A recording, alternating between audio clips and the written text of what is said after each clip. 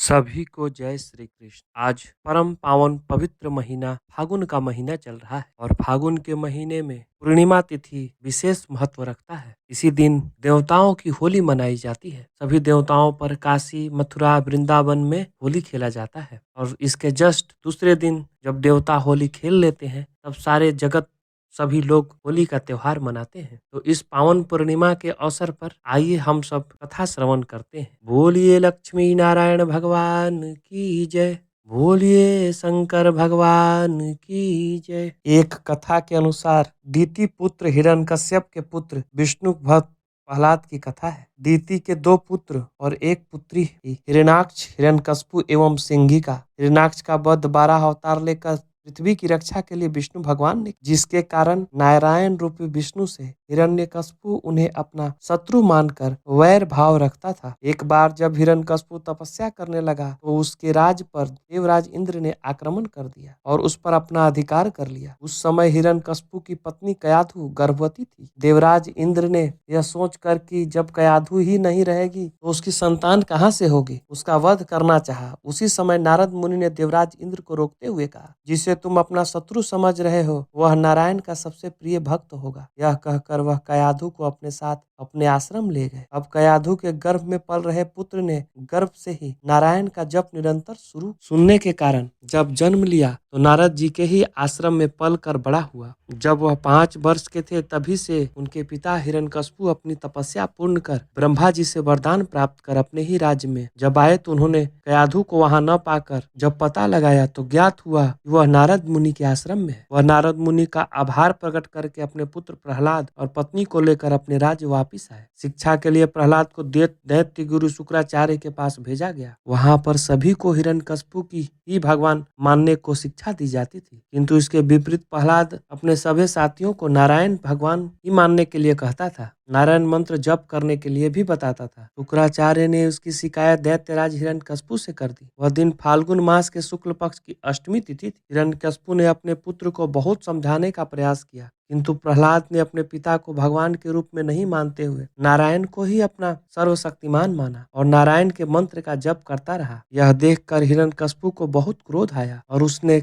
उसे कैद खाने में डाल दिया, यातना देना शुरू कर दिया। कारावास की यातना से भी जब वह नहीं माना तो उसे मृत्यु दंड देकर पहले उसे पहाड़ से नीचे ढकेल कर गिराया। उससे भी जब वह बच गया तो हिरण्यकशिपु ने अपने बहन सिंहिका, जिसने ब्रह्मा जी से वरदान में एक ऐसी साल प्राप्त की थी कि जिसे ओढ़कर वह प्रतिदिन अग्नि में स्नान करती थी, उस पर अग्नि का कोई प्रभाव नहीं पड़ता था। 8 दिन की कठिन यातना में अंतिम दिन पूर्णिमा को वह अग्नि स्नान के समय अपने भाई से कहने पर जब प्रहलाद को गोद में लेकर बैठने जा रही थी, तभी अपने पुत्र की मृत्यु को निश्चित समझकर प्रहलाद की माता कयाधु ने अपनी ननद के पैर पकड़कर कहा, आप भी एक माँ हो, मेरे पुत्र को रक्षा करना। सिंहिका उस होली की अग्नि में प्रहलाद को लेकर प्रवेश हो गई। अचानक ही उसके मन में प्रहलाद के प्रति मोह आ गया और उसने अपना वस्त्र प्रहलाद को ओढ़ाकर स्वयं उस अग्नि में भस्म हो गई। इस तरह होली में उसे होलिका देवी का स्वरूप मानकर उनकी पूजा की जाती है और उस अग्नि में अपने बहन को जलते हुए देखकर हिरण्यकशिपु को क्रोध और बढ़ गया। जब हिरण्यकशिपु ने स्वयं ही उसका वध करने के लिए प्रयास किया तब नारायण रूपी नरसिंह भगवान ने तीक्ष्ण नाखून से उसके पेट को फाड़कर उसे मार दिया। इस प्रकार अपने भतीजे की रक्षा करने के लिए बुआ ने अपने प्राणों का बलिदान दे दिया, जिसके कारण से वह होलिका देवी के रूप में पूजी जाती है। प्रहलाद के बचपन के सभी प्रश्न इसी प्रसन्नता में होलिका का उत्सव मनाया जाता है। असत्य पर सत्य की विजय, एक नारी के मन की ममता, जिसने अपनी आहुति देकर भी अपने प्रहलाद के प्राण बचे। इस तरह दीति पुत्री होकर भी उसने देवदत्त का गुण आने से समाज में उसने देवी के रूप में पूजा जाता है। आइए अब हम फागुन मास के पूर्णिमा पर एक अति दुर्लभ कथा श्रवण करते हैं। आपको आप पूरा जरूर श्रवण करें। बोलिए लक्ष्मी नारायण भगवान की जय, बोलिए विष्णु भगवान की जय। आइए हम कथा श्रवण करते हैं। द्वापर युग में एक बार यशोदा मैया ने श्री कृष्ण से कहा, तुम तो पूरे संसार के पालन करता हो, आज तुम मुझे कोई ऐसा व्रत बताओ जिसे करने से किसी भी स्त्री को विधवा होने का भय नहीं रहता है तथा इससे मनुष्यों की सभी मनोकामनाएं पूर्ण हो जाती हैं। तब भगवान श्री कृष्ण बोले, हे माता, आपने बहुत ही सुंदर प्रश्न किया है। मैं आपको इसके बारे में विस्तार पूर्वक बतलाता हूँ। सौभाग्य प्राप्ति के लिए महिलाओं को 32 पूर्णवासियों के व्रत को करना चाहिए। इससे उनकी सभी मनोकामनाएं पूर्ण होती हैं और उन्हें सौभाग्यवती होने का आशीर्वाद मिलता है। अब मैं आपको इससे जुड़ी हुई कथा कहता हूँ। इस भूमंडल पर एक अत्यंत प्रसिद्ध राजा चंद्रहास से पालित अनेक प्रकार के रत्नों से परिपूर्ण कातिका नाम की एक नगरी थी। वहां पर धनेश्वर नाम का एक ब्राह्मण रहता था और उसकी स्त्री सुशीला काफी रूपवती थी। दोनों ही उत्तम नगरी में बड़े प्रेम के साथ रहते थे। घर में धन धान आदि की कोई कमी नहीं थी, लेकिन उनको एक बड़ा दुख था कि उनका कोई संतान नहीं थी। इस कष्ट से वे अत्यंत दुखी रहते थे। एक दिन बड़ा तपस्वी योगी उस नगरी में आया।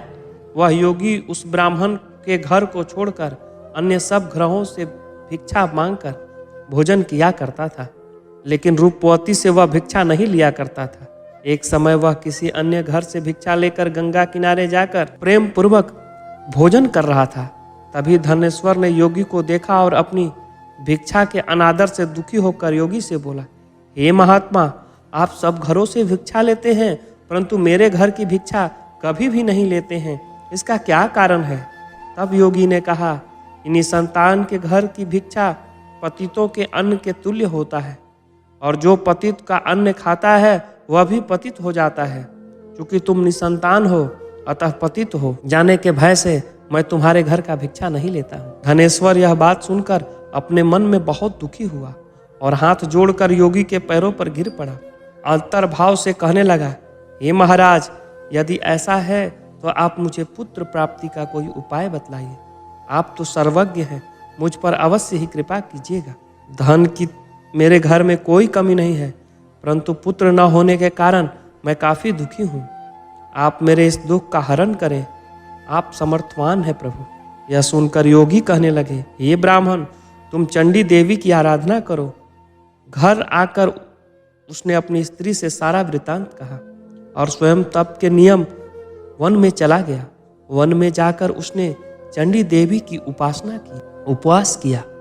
चंडी देवी ने 16वें दिन उसे स्वप्न में दर्शन दिया और कहा, हे धनेश्वर, तुझे पुत्र होगा, परंतु 16 वर्ष की आयु में ही उसकी मृत्यु हो जाएगी। यदि तुम दोनों पति पत्नी 32 पूर्णवासी का व्रत विधि पूर्वक करोगे तो वह दीर्घायु होगा।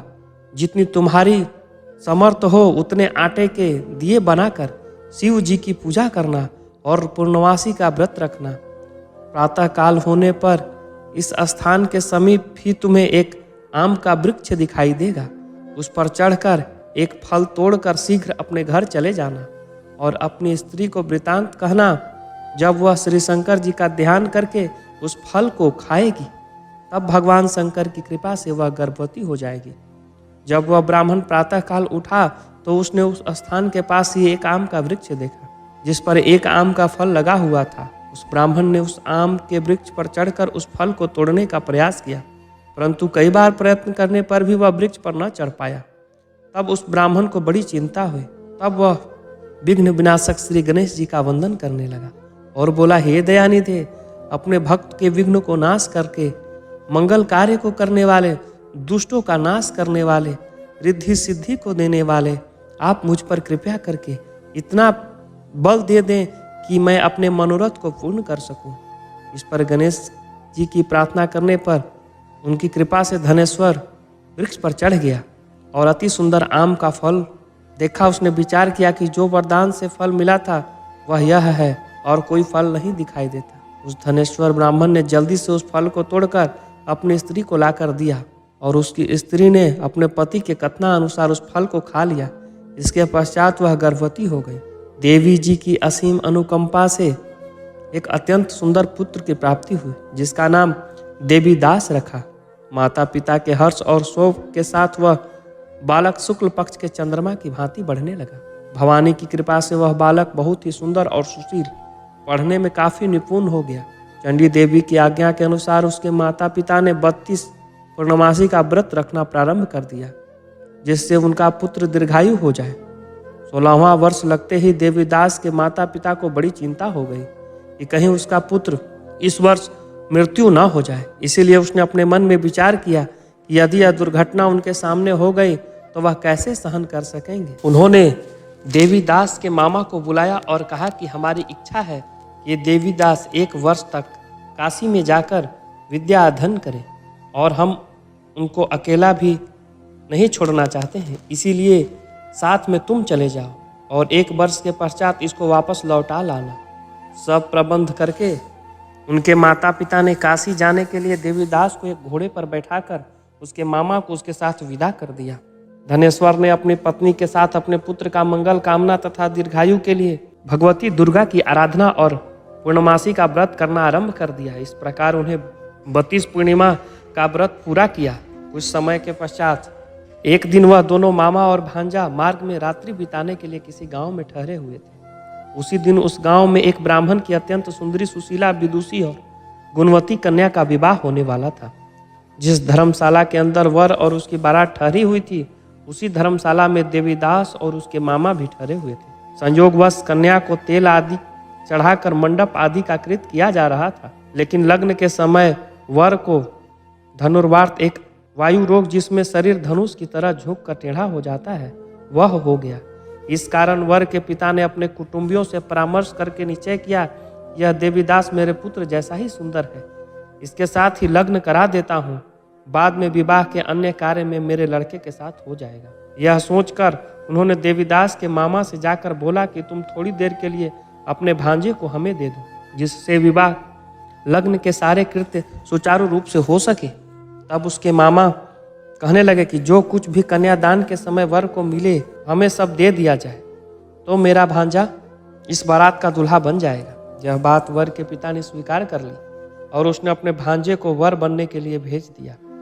इसके साथ जब विवाह कार्य रात्रि में विधि पूर्वक संपन्न हो गया तो पत्नी के साथ वह भोजन न कर सका और अपने मन में सोचने लगा कि न जाने यह कैसी स्त्री होगी। वह एकांत में इसी सोच में पड़ गया था तथा उसकी आंखों में आंसू आ गए। तब वधू ने पूछा, क्या बात है, आप इतने उदासीन व दुखी क्यों हो रहे हैं? तब उसने सब बातें जो वर के पिता ने उसके मामा से हुई थी उसने बता दी। तब कन्या कहने लगी, यह ब्रह्म विवाह के विपरीत कैसे हो सकता है? देव, ब्राह्मण और अग्नि के सामने मैंने आपको ही अपना पति बनाया है, इसलिए आप ही मेरे पति हैं। मैं आपकी ही पत्नी रहूंगी, किसी अन्य की कदापि नहीं। तब देवीदास ने कहा, ऐसा मत करिए, क्योंकि मेरी आयु बहुत कम है। मेरे पश्चात आपकी क्या गति होगी, इन बातों को अच्छी तरह विचार लो। परंतु वह दृढ़ विचार वाली स्त्री थी, बोली कि जो आपकी गति होगी वही मेरी गति होगी। हे स्वामी, आप उठिए और भोजन करिए, आप निश्चित ही भूखे होंगे। इसके बाद देवीदास और उसकी पत्नी दोनों ने भोजन किया तथा शेष रात्रि वे सोते रहे। प्रातःकाल देवीदास ने अपने पत्नी को 3 नगों से जड़ी हुई एक अंगूठी दी, एक रुमाल दिया और बोला, हे प्रिय, इसे लो और संकेत समझकर स्थिर चित्त हो जाओ। मेरा मरण और जीवन जानने के लिए एक पुष्ट वाटिका बना लो, जिसमें सुगंधित वाली एक नवमल्लिका लगा लो। उसको प्रतिदिन जल से सींचा करो और आनंद के साथ खेलो, कूदो तथा उत्सव मनाओ। जिस समय और जिस दिन मेरा प्राणांत हो जाएगा, ये फूल सूख जाएंगे और जब ये फिर से हरे हो जाएं तो जान लेना कि मैं जीवित हो गया। यह समझाकर वह चला गया। प्रातःकाल होते ही वहां पर गाजे बाजे बजने लगे और जिस समय विवाह का कार्य समाप्त करने के लिए वर तथा बराती मंडप में आए तो कन्या ने वर को भली प्रकार से देखकर अपने पिता से कहा कि यह मेरा पति नहीं है, मेरा पति वही है जिसके साथ सत्र में मेरा पानी ग्रहण हुआ था। इसके साथ मेरा विवाह नहीं हुआ है। यदि यह वही है तो बताए कि मैंने इसको क्या दिया है। मधुपर्क और कन्यादान के समय जो मैंने भूषण आदि दिए थे उन्हें दिखाए तथा रात में मैंने कुछ गुप्त बातें कही थी वह सुनाए। पिता ने उसके कथनानुसार वर को बुलाया। कन्या की यह सब बातें सुनकर वह कहने लगा कि मैं कुछ नहीं जानता। इसके पश्चात लज्जित होकर वह वहां से चला गया और सारी बारात भी अपमानित होकर वहां से लौट गई। भगवान श्री कृष्ण बोले, हे माता, इस प्रकार देवीदास काशी में विद्या अध्ययन करने के लिए चला गया। जब कुछ समय बीत गया तो काल से प्रेरित होकर एक सांप रात्रि के समय उसे डसने के लिए वहां आया। उस विषधर के प्रभाव से उसके शयन का स्थान चारों ओर से विष से विषैला हो गया, परंतु व्रत के प्रभाव से उसे काट न पाया, क्योंकि पहले ही उसकी माता ने 32 पूर्णिमा का व्रत कर रखा था। इसके बाद मध्याह्न के समय स्वयं काल वहां पर आया और उसके शरीर से उसके प्राण को निकालने का प्रयत्न करने लगा, जिससे वह मूर्छित होकर पृथ्वी पर गिर पड़ा। भगवान की कृपा से उसी समय पार्वती जी के साथ भगवान शंकर वहां आ गए। उसको मूर्छित दशा में देखकर पार्वती जी ने भगवान शंकर से प्रार्थना की, हे प्रभु, इस बालक की माता ने पहले ही 32 पूर्णिमा का व्रत किया है। इसके प्रभाव से हे भगवान, आप इसको प्राण दान दें। भवानी के कहने पर भक्त वत्सल भगवान शिव ने उसको प्राण दान दे दिया। इस व्रत के प्रभाव से काल को भी पीछे हटना पड़ा और देवीदास स्वस्थ होकर बैठ गया। इधर उसकी स्त्री उसके काल की प्रतीक्षा किया करती थी।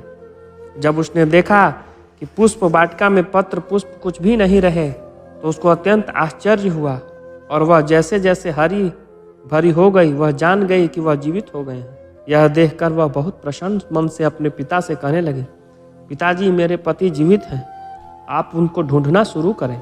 जब 16वां वर्ष व्यतीत हो गया तो देवीदास ने अपने मामा के साथ काशी से चल दिए। इधर उसके ससुर उसे ढूंढने के लिए अपने घर जाने वाले ही थे कि वे दोनों मामा भांजा वहां पर आ गए। देवीदास को आता देखकर उसका ससुर बहुत प्रसन्नता के साथ अपने घर में ले आया। उसी समय नगर के निवासी भी वहां इकट्ठा हो गए और सबने निश्चय किया कि अवश्य ही इसी बालक के साथ इस कन्या का विवाह हुआ था। उस बालक को जब कन्या ने देखा तो पहचान लिया और कहा कि यह तो वही है जो संकेत करके गया था। इसके बाद सभी कहने लगे कि भला हुआ जो यह आ गया, और सब नगरवासियों ने आनंद मनाया।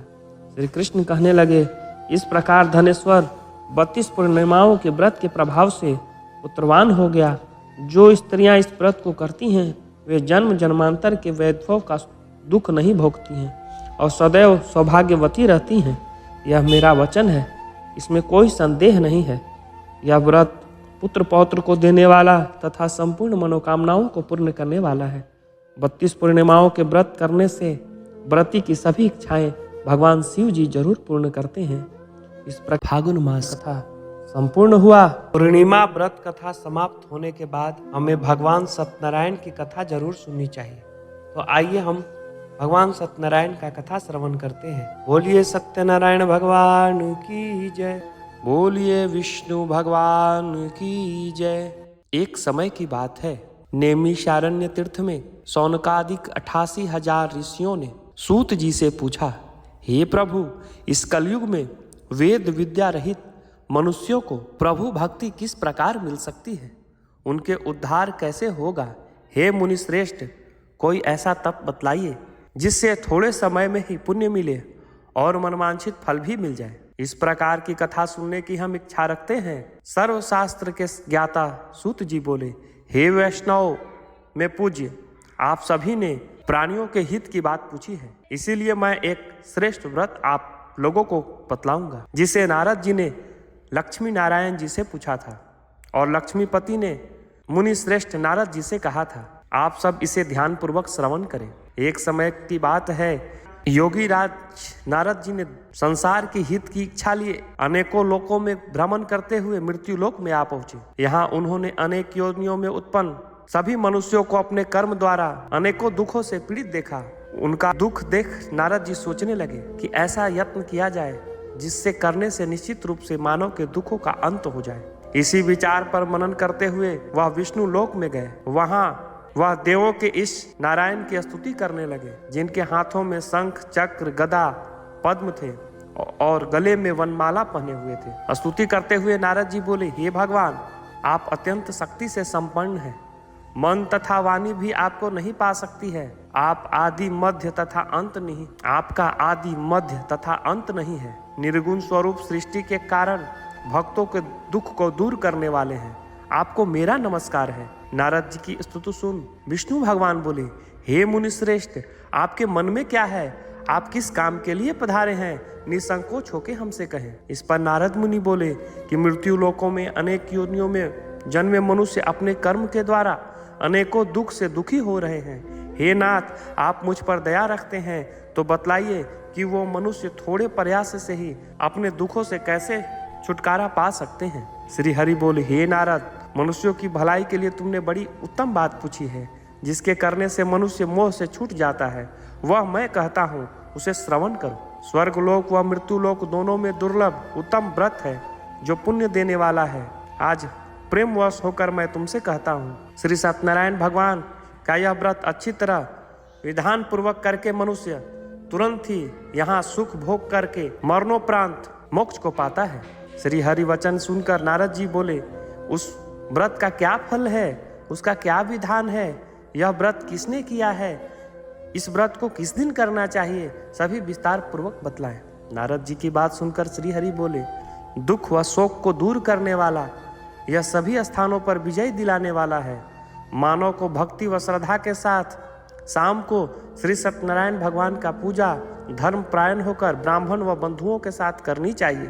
भक्ति भाव से नैवेद्य, केले का फल, घी, दूध और गेहूं का आटा सवैया ले, गेहूं के स्थान पर चावल का आटा, शक्कर तथा गुड़ लेकर सभी भक्षण योग पदार्थ को मिलाकर भगवान को भोग लगाए। ब्राह्मणों सहित बंधु बांधवों को भी भोजन कराए। इसके बाद स्वयं भोजन करे, भजन कीर्तन के साथ भगवान की भक्ति में लीन हो जाए। इस तरह से सत्यनारायण भगवान का यह व्रत करने वाला मनुष्य की सारी इच्छाएं निश्चित रूप से पूरी होती है। इस कलिकाल अर्थात कलयुग में मृत्युलोक में मोक्ष का यही सरल उपाय है। सत्यनारायण व्रत कथा प्रथम अध्याय समाप्तः। बोलिए सत्यनारायण भगवान की जय। द्वितीय अध्याय। सूत जी बोले, हे ऋषियों, जिसने पहले समय में इस व्रत को किया है उसका इतिहास कहता हूँ, ध्यान से श्रवण करो। सुंदर काशीपुर नगरी में एक अत्यंत निर्धन ब्राह्मण रहता था। वह भूख प्यास से परेशान धरती पर घूमता रहता था। ब्राह्मण से प्रेम करने वाले भगवान ने एक दिन ब्राह्मण का भेष धारण करके उसके पास जाकर पूछा, हे विप्र, तुम नित्य दुखी होकर पृथ्वी पर क्यों घूमते हो? दीन ब्राह्मण बोला, मैं निर्धन ब्राह्मण हूँ, भिक्षा लेने के लिए धरती पर घूमता हूँ। हे भगवान, यदि आप इसका कोई उपाय जानते हो तो बताइए। वृद्ध ब्राह्मण कहते हैं कि भगवान सत्यनारायण मनोवांछित फल देने वाले हैं, इसीलिए तुम उनकी पूजन करो। इसके करने से मनुष्य के सभी दुख से मुक्त हो जाता है। वृद्ध ब्राह्मण बनकर आए सत्यनारायण भगवान उस निर्धन ब्राह्मण को व्रत का सारा विधान बतलाकर अंतर्ध्यान हो गए। ब्राह्मण मन ही मन सोचने लगा कि जिस व्रत को वृद्ध ब्राह्मण करने को कह गया है मैं उसे जरूर करूंगा। यह निश्चय करने के बाद उसे रात में नींद नहीं आई। वह सुबह उठकर सत्यनारायण भगवान के व्रत का निश्चय करके भिक्षा मांगने के लिए चल दिया। उस दिन निर्धन ब्राह्मण को भिक्षा में बहुत सारा धन मिला, जिससे उसने बंधु बांधवों के साथ मिलकर श्री सत्यनारायण भगवान का व्रत संपन्न किया। भगवान सत्यनारायण का व्रत संपन्न करने के बाद वह निर्धन ब्राह्मण सभी दुखों से छूट गया और अनेक प्रकार की संपत्तियों से युक्त हो गया। उसी समय यह ब्राह्मण हर मास इस व्रत को करने लगा। इस तरह से सत्यनारायण भगवान के व्रत को जो मनुष्य करेगा वह सभी प्रकार के पापों से छूटकर मोक्ष को प्राप्त होगा। जो मनुष्य इस व्रत को करेगा वह सभी दुखों से मुक्त हो जाएगा। सूत जी बोले, इस तरह नारद जी ने सत्यनारायण जी का कहा हुआ सत्यनारायण व्रत को मैंने तुमसे कहा है। हे विप्रों, और अब मैं क्या कहूँ? ऋषि बोले, हे मुनिवर, संसार में उस विप्र से सुनकर और किस किस ने इस व्रत को किया है यह सब हम लोग सुनना चाहते हैं। इसके लिए हमारे मन में श्रद्धा का भाव है। सूत जी बोले, हे मुनियों, जिस ने इस व्रत को किया है वह सब श्रवण करो। एक समय वही विप्र धन और ऐश्वर्य के अनुसार अपने बंधु बांधवों के साथ इस व्रत को करने के लिए तैयार हुआ। उसी समय यह एक लकड़ी बेचने वाला लकड़हारा वहां आया और लकड़ी को बाहर रख करके ब्राह्मण के घर में गया। प्यास से वह दुखी लकड़हारा उनको व्रत करता देखकर विप्र को नमस्कार कर पूछने लगा कि आप यह क्या कर रहे हैं? तब उन्होंने कहा कि व्रत कर रहा हूँ, इससे करने से क्या फल मिलेगा मुझे बताएं। ब्राह्मण ने कहा कि यह सब मनोकामनाओं का पूर्ण करने वाला सत्यनारायण भगवान का व्रत है। इनकी कृपा से ही मेरे घर में धन धान आदि की वृद्धि हुई है। विप्र से सत्यनारायण का व्रत के बारे में जानकर लकड़हारा बहुत प्रसन्न हुआ और चरणामृत प्रसाद लेकर अपने घर गया। लकड़हारे ने मन में संकल्प किया कि आज लकड़ी बेचने से जो भी धन मिलेगा उसे सत्यनारायण भगवान का उत्तम व्रत करूंगा। मन में इस विचार को ले बूढ़ा आदमी इस विचार को लेकर वह लकड़हारा सिर पर लकड़ियां रखकर उस नगर में बेचने गया जहाँ धनी लोग रहते थे। उस नगर में उसे अपनी लकड़ियों का दाम पहले से 4 गुना अधिक मिला। वह लकड़हारा प्रसन्नता के साथ दाम लेकर केले, शक्कर, घी, दूध, दही और गेहूं का आटा ले और सत्यनारायण भगवान के व्रत के लिए सभी सामग्रियों को लेकर अपने घर आया। वहां उसने बंधु बांधों को बुलाकर विधि विधान से सत्यनारायण भगवान का पूजन और व्रत किया। इस व्रत के प्रभाव से वह बूढ़ा लकड़हारा धन, पुत्र आदि से युक्त होकर संसार के समस्त सुखों को भोग कर अंत में बैकुंठ धाम को चला गया। बोलिए सत्यनारायण भगवान की जय। बोलिए लक्ष्मी नारायण भगवान की जय। दूसरा अध्याय। आइए अब हम तीसरे अध्याय का श्रवण करते हैं। सूत जी बोले, हे श्रेष्ठ मुनियों, अब आगे की कथा कहता हूँ। पहले समय में उल्बकामुख नामक एक बुद्धिमान राजा था। वह सत्यवक्ता, जितेंद्रिय था। प्रतिदिन देव स्थान पर जाता और निर्धनों को धन देकर उनके कष्ट को दूर करता था। उसकी पत्नी कमल के समान मुख वाली तथा सती साध्वी थी। भद्रशील नदी के तट पर उन दोनों ने श्री सत्यनारायण भगवान का व्रत किया। उसी समय साधु नाम का बनिया वहां आया। उसके पास व्यापार करने के लिए बहुत सा धन भी था। राजा को व्रत करता देख करके वह विनय से पूछने लगा, हे राजन, भक्ति भाव से पूर्ण होकर आप यह क्या कर रहे हैं? मैं सुनने की इच्छा रखता हूँ, आप मुझे बतलाएं। राजा बोले, हे साधु, अपने बंधु बांधवों के साथ पुत्र की प्राप्ति के लिए एक महाशक्तिमान श्री सत्यनारायण भगवान का व्रत व पूजन कर रहा हूँ। राजा के वचन सुनकर साधु आदर से बोला, हे राजन, मुझे इस व्रत का सारा विधान कहिए। आपके कथनानुसार मैं भी इस व्रत को करूँगा। मेरी भी कोई संतान नहीं है। इस व्रत को करने से निश्चित रूप से संतान की प्राप्ति होती है। राजा से व्रत का सारा विधान सुनकर व्यापार से निवृत्त होकर वह घर गया। साधु वैश्य ने अपने पत्नी को संतान देने वाला इस व्रत का वर्णन कह सुनाया और कहा कि जब हमारे घर में कोई संतान होगा तो मैं इस व्रत को जरूर करूंगा। साधु ने इस तरह के वचन को अपनी पत्नी लीलावती से कहा। एक दिन लीलावती पति के साथ आनंदित हो संसारिक धर्म में प्रवृत्त होकर सत्यनारायण भगवान की कृपा से गर्भवती हो गई। 10वें महीने में उसके गर्भ से एक सुंदर कन्या ने जन्म लिया। दिनों दिन वह ऐसे बढ़ने लगी जैसे शुक्ल पक्ष का चंद्रमा बढ़ता है। माता पिता ने अपनी कन्या का नाम कलावती रखा। एक दिन लीलावती ने मीठे शब्द में अपने पति को याद दिलाया कि आपने सत्यनारायण भगवान का जिस व्रत को करने का संकल्प लिया था उसे करने का समय आ गया है। आप इस व्रत को करिए। साधु बोला, हे प्रिय, इस व्रत को मैं उसके विवाह पर अवश्य करूंगा। इस प्रकार अपनी पत्नी को आश्वासन देकर वह नगर को चला गया। कलावती पिता के घर बड़ी हो गई। साधु ने एक बार जब नगर में अपनी कन्या को सखियों के साथ देखा तो तुरंत दूत को बुलाकर कहा कि मेरी कन्या का योग्य वर देख कर आओ। साधु की बात सुनकर दूत कांचन नगर गया और वहां देखभाल कर लड़की के लिए सुयोग्य वानिक पुत्र को ले आया। सुयोग्य लड़के को देखकर साधु ने बंधु बांधवों को बुलाकर अपनी पुत्री का विवाह कर दिया।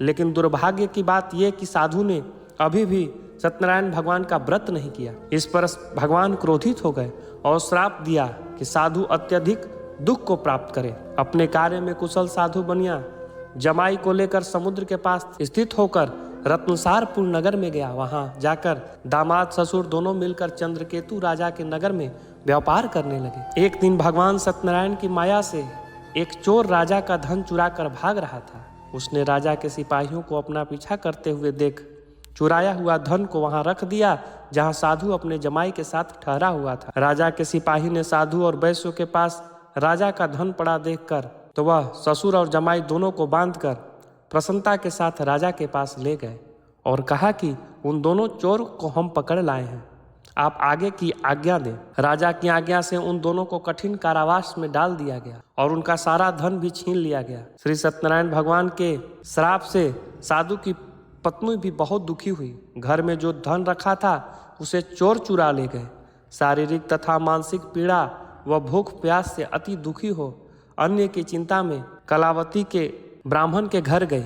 वहां उसने सत्यनारायण भगवान का व्रत होते देखा, फिर कथा भी सुनी। वह प्रसाद ग्रहण कर रात को घर वापस आई। माता के कलावती से पूछा कि हे पुत्री, अब तक तुम कहाँ थी और तेरे मन में क्या है? कलावती ने अपनी माता से कहा, हे माता, मैंने एक ब्राह्मण के घर श्री सत्यनारायण भगवान का व्रत देखा है। कन्या के वचन सुनकर लीलावती भगवान के पूजन की तैयारी करने लगी। लीलावती ने परिवार व बंधुओं सहित सत्यनारायण भगवान का पूजन किया और उनसे वर मांगा कि मेरे पिता तथा जमाई शीघ्र ही घर आ जाए। साथ ही यह भी प्रार्थना की कि हम सबका अपराध क्षमा करें। सत्यनारायण भगवान इस व्रत से संतुष्ट हो गए और राजा चंद्रकेतु के सपने में दर्शन देकर कहा, हे राजन, तुम उन दोनों वैश्यों को सवेरा होते ही छोड़ दो और तुमने जो कुछ धन लिया है उसे वापस कर दो। अगर ऐसा नहीं किया तो तुम्हारा धन, राज्य व संतान सभी को नष्ट कर दूंगा। राजा को यह सब कहकर वह अंतर्ध्यान हो गए। सुबह सभा में राजा ने अपना सपना सुनाया और फिर बोला कि वो वानिक पुत्रों को कैद से मुक्त कर सभा में लाओ। दोनों ने आते ही राजा को प्रणाम किया और राजा मीठी वाणी में बोला, हे महानुभावों, भाग्यवश ऐसा कठिन दुख तुम्हें प्राप्त हुआ है, लेकिन अब तुम्हें कोई भय नहीं है। ऐसा कहकर राजा ने उन दोनों को नए वस्त्र आभूषण पहनाए और जितना धन लिया था उससे दुगना धन वापस कर दिया और दोनों वैसे अपने घर को चल दिए। बोलिए सत्यनारायण भगवान की जय। तीसरा अध्याय संपूर्ण। सत्यनारायण भगवान की जय। चौथा अध्याय प्रारंभ।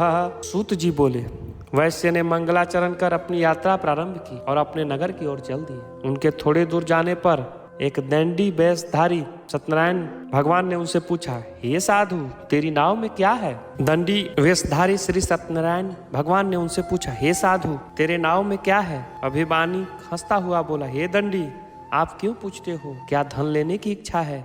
मेरी नाव में तो बेल व पत्ते भरे हुए हैं। वैश्य के कठोर वचन सुनकर भगवान बोले, तुम्हारा वचन सत्य हो। दंडी ऐसे वचन कहकर वहां से दूर चले गए। कुछ दूर जाकर समुद्र के किनारे बैठ गए। दंडी के जाने के बाद साधु वैश्य ने नित्य क्रिया के पश्चात नाव को ऊंची उठते देखकर अचंभा माना और नाव में बेल पत्ते आदि देखकर वह मूर्छित होकर जमीन पर गिर पड़ा। मूर्छा खुलने पर वह अत्यंत शोक में डूब गया। तब उसका दामाद बोला कि आप शोक न मनाएं, यह दंडी भगवान का श्राप है, इसीलिए हमें उन्हीं की शरण में चलनी चाहिए, तभी हमारी मनोकामना पूर्ण होगी। दामाद की बात सुनकर वह दंडी के पास पहुंचा और अत्यधिक भक्ति भाव से नमस्कार करके बोला, मैंने आपसे जो सत्य वचन कहे हैं उनके लिए मुझे क्षमा दें। ऐसा कहकर महान शोकातुर हो रोने लगा। तब दंडी भगवान बोले, हे वानिक पुत्र, मेरी आज्ञा से बार बार तुम्हें दुख प्राप्त हुआ है, तू मेरी पूजा से विमुख हुआ है। साधु बोला, हे भगवान, आपकी माया से ब्रह्मा आदि देवता भी आपके रूप को नहीं जानते, तो मैं अज्ञानी कैसे जान सकता हूँ? आप प्रसन्न हो जाइए, मैं अपने सामर्थ्य के अनुसार आपकी पूजा करूँगा, मेरी रक्षा करिए और पहले के समान नौका में धन भर दीजिए। साधु वैश्य के भक्तिपूर्वक वचन सुनकर भगवान प्रसन्न हो गए और उसकी इच्छा के अनुसार वरदान देकर अंतर्ध्यान हो गए।